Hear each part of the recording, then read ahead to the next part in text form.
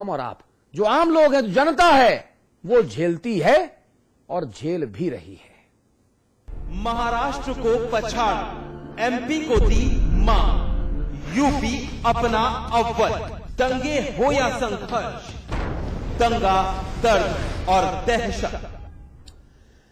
इस मुद्दे पर बात करेंगे। हमारे दिल्ली स्टूडियोज में हमारे मैनेजिंग एडिटर अमिताभ अग्निहोत्री जी हैं। स्वागत है आपका। लखनऊ आपको लेकर चलेंगे। बीजेपी के प्रदेश अध्यक्ष लक्ष्मीकांत वाजपेयी जी हैं। समाजवादी पार्टी के वरिष्ठतम नेताओं की सूची अगर बनाई जाए तो रविदास मेहरोत्रा जी उस सूची में स्थान जरूर सुनिश्चित करेंगे। रविदास जी भी हमारे साथ हैं लखनऊ से। आप सभी का स्वागत है। इस मुद्दे पर विस्तार से चर्चा करेंगे। जी हां, तो केंद्रीय गृह मंत्रालय की रिपोर्ट के मुताबिक साल 2012 में उत्तर प्रदेश में कुल 104 सांप्रदायिक दंगे के मामले सामने आए, संघर्ष के मामले सामने आए, जो पूरे देश में सबसे ज्यादा हैं। वहीं महिलाओं के खिलाफ अपराध के मामले में भी यूपी तीसरे स्थान पर काबिज है।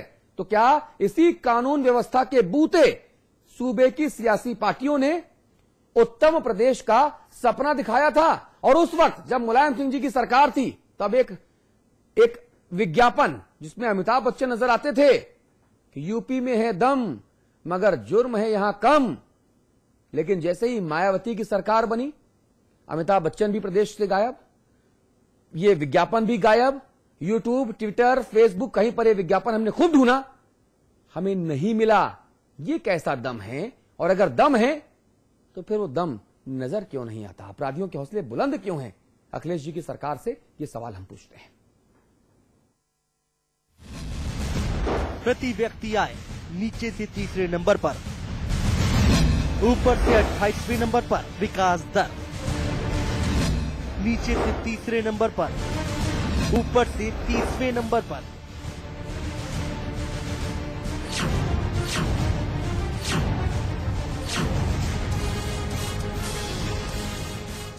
ये है कथित उत्तम प्रदेश की कड़वी सच्चाई।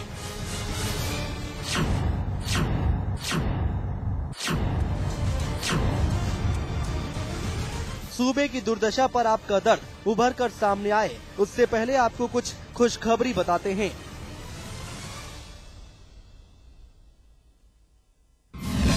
सांप्रदायिक तनाव और झड़प उत्तर प्रदेश नंबर 1। महिलाओं के खिलाफ अपराध उत्तर प्रदेश नंबर 3। दलित महिलाओं और बच्चों के खिलाफ अपराध उत्तर प्रदेश नंबर 1। अब तो मुस्कुराइए, क्योंकि उत्तर प्रदेश उम्मीद से है। और उम्मीद जगाने वाले ये शानदार तथ्य सामने आए हैं केंद्रीय गृह मंत्रालय की ताजा रिपोर्ट में। रिपोर्ट के मुताबिक साल 2012 में यूपी में सांप्रदायिक तनाव और झड़प के कुल 104 मामले सामने आए, जिसमें 34 लोगों की मौत हुई और 456 लोग जख्मी हुए। इन झड़पों में बरेली, प्रतापगढ़, मथुरा, फैजाबाद, गाजियाबाद, मुरादाबाद, मेरठ, भदोही, कानपुर, इलाहाबाद और लखनऊ की झड़पें शामिल हैं।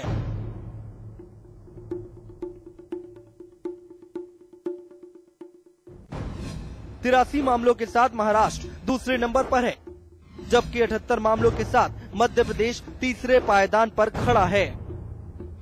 वहीं साल 2011 में उत्तर प्रदेश में महिलाओं के खिलाफ अपराध के 22,639 मामले दर्ज हुए, जबकि 29,133 मामलों के साथ पश्चिम बंगाल पहले स्थान पर रहा।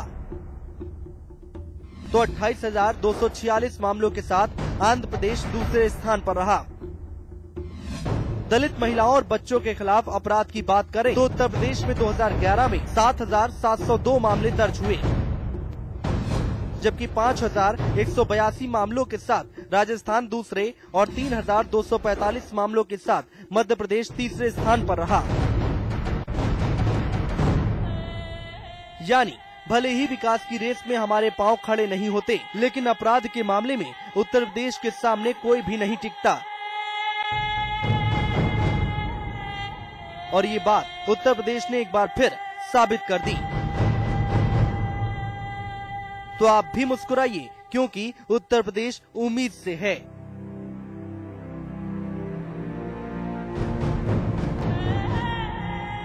आलोक साहिल, समाचार प्लस।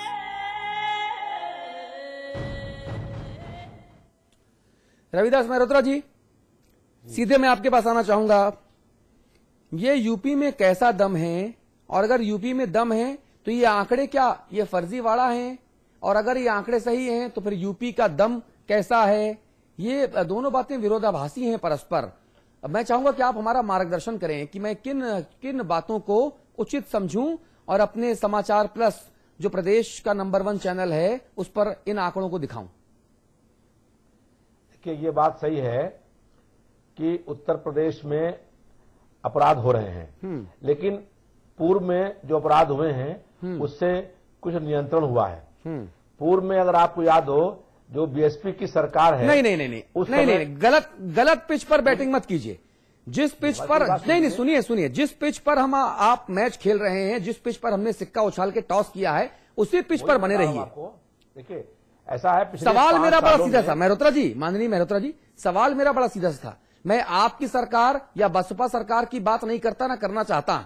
मैं तो सिर्फ ये पूछ रहा हूं कि अगर उत्तर प्रदेश में है दम और यहां जुर्म है कम, तो जो ये आंकड़े हैं क्या ये आंकड़े सही नहीं? और अगर ये आंकड़े सही हैं तो जो दम था वो दम तो झक है फिर।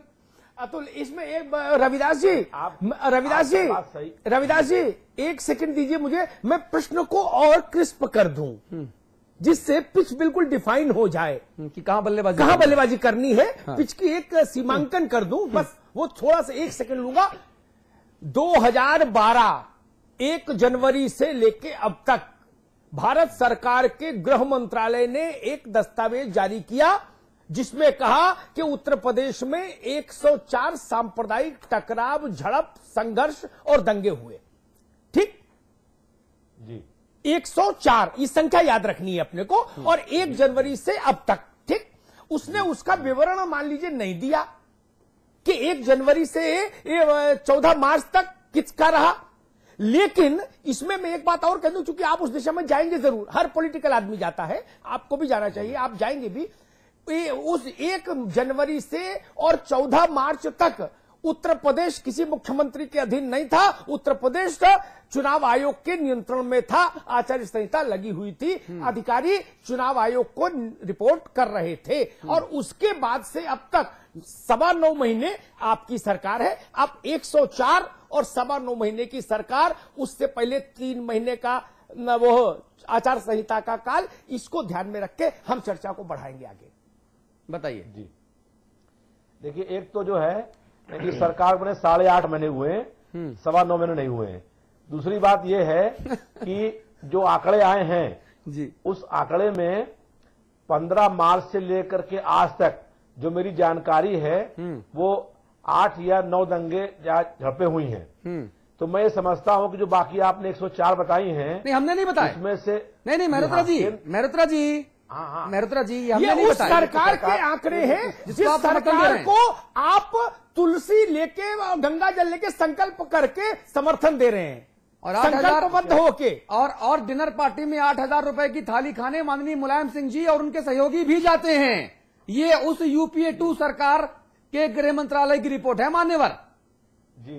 देखिए, मैं ये कह रहा हूं कि जो रिपोर्ट आई है केंद्र सरकार की, वो 1 जनवरी से लेकर के आज तक है। हाँ। और 15 मार्च से लेकर के आज तक की सरकार प्रदेश में सब बड़ी सरकार है। हाँ। इस सरकार में जहां तक मुझको जानकारी है वो 9 दंगे झड़पे हुए हैं। 9 दंगे भी कम है, 9 दंगे कम है, 90 होते तो मजा आता चर्चा करने में। नहीं, ये नहीं कह रहा हूं, मैं ये नहीं कह रहा हूं। आप कैसी बात कर रहे हैं मेहरोत्रा जी? नहीं, पूरी बात सुन लीजिए। मैं कह रहा हूं कि आपने 104 संख्या बताई है, तो 104 मैं बार-बार कह रहा हूं हमने नहीं बताई, ये केंद्रीय गृह मंत्रालय के आंकड़े हैं।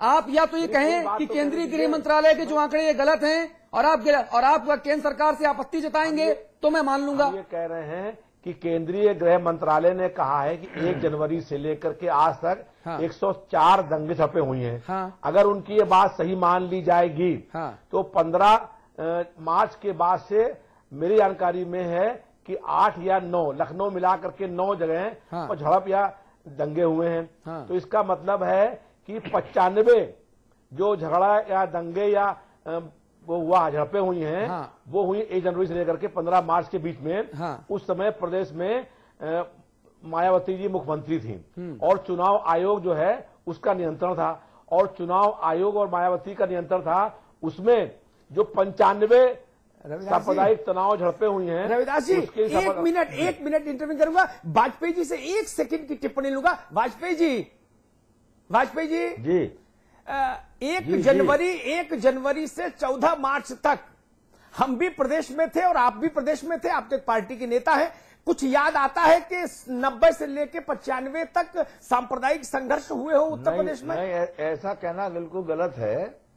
1 जनवरी से 15 मार्च तक हम सब राजनीतिक लोग अपने अपने चुनाव के नाते सब सड़क पर थे, और अगर इस प्रकार का कोई सांप्रदायिक तनाव होता तो शायद चुनाव आयोग चुनाव भी नहीं कराता। अगर इतनी बड़ी संख्या अगर 95 दंगे हुए होते, 95 संघर्ष हुए होते रविदास जी, तो उत्तर प्रदेश में वोट नहीं करा सकता था कोई चुनाव आयोग।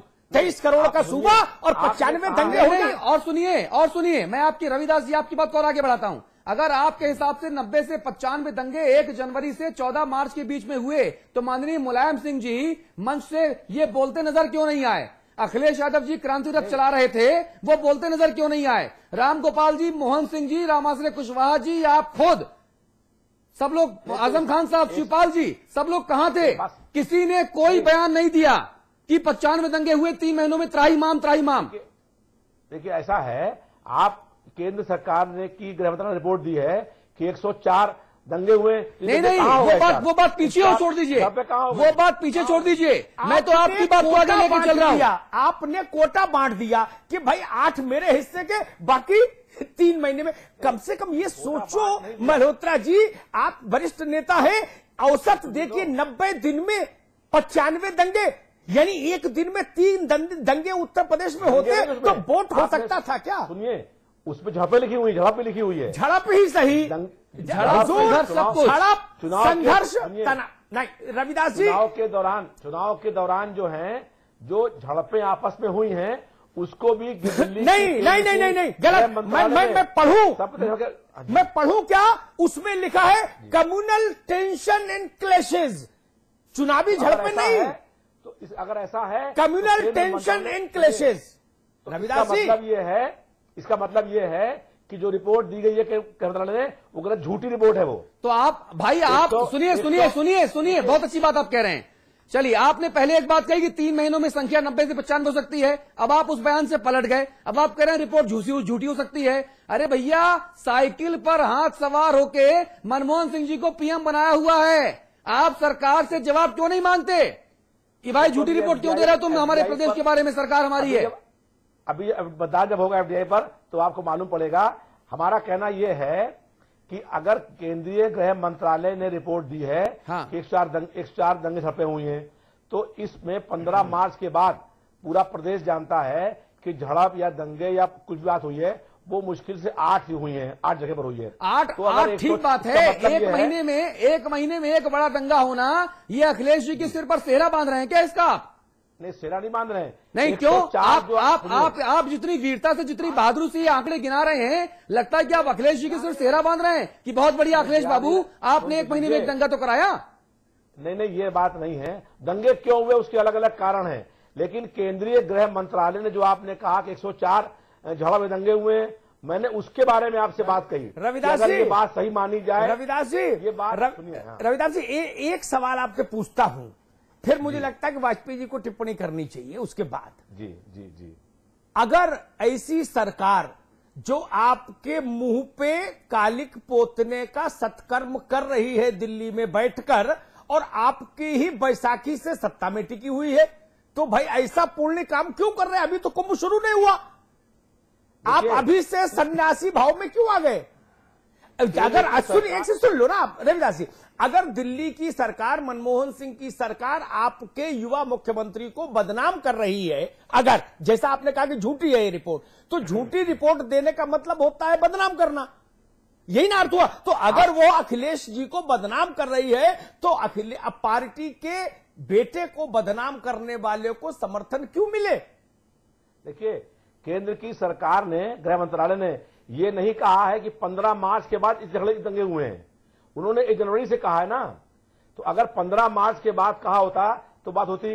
अब 15 मार्च से लेकर के आज तक और जो हुए हैं घटनाएं, जैसे मान लीजिए फैजाबाद में घटना हुई, तो फैजाबाद में झगड़ा हुआ 2 हिंदुओं के बीच में, एक हिंदू भाग करके नहीं गया। नहीं, सुनिए सुनिए सुनिए, नहीं, रविदास जी, मैं हमारे गिनाऊं? अमिताभ रविदास जी, कृपया हमारे चैनल में ऐसी जातिगत टिप्पणियां बिल्कुल ना करें, मजहबगत टिप्पणियां। सुनिए सुनिए सुनिए सुनिए सुनिए, हिंदू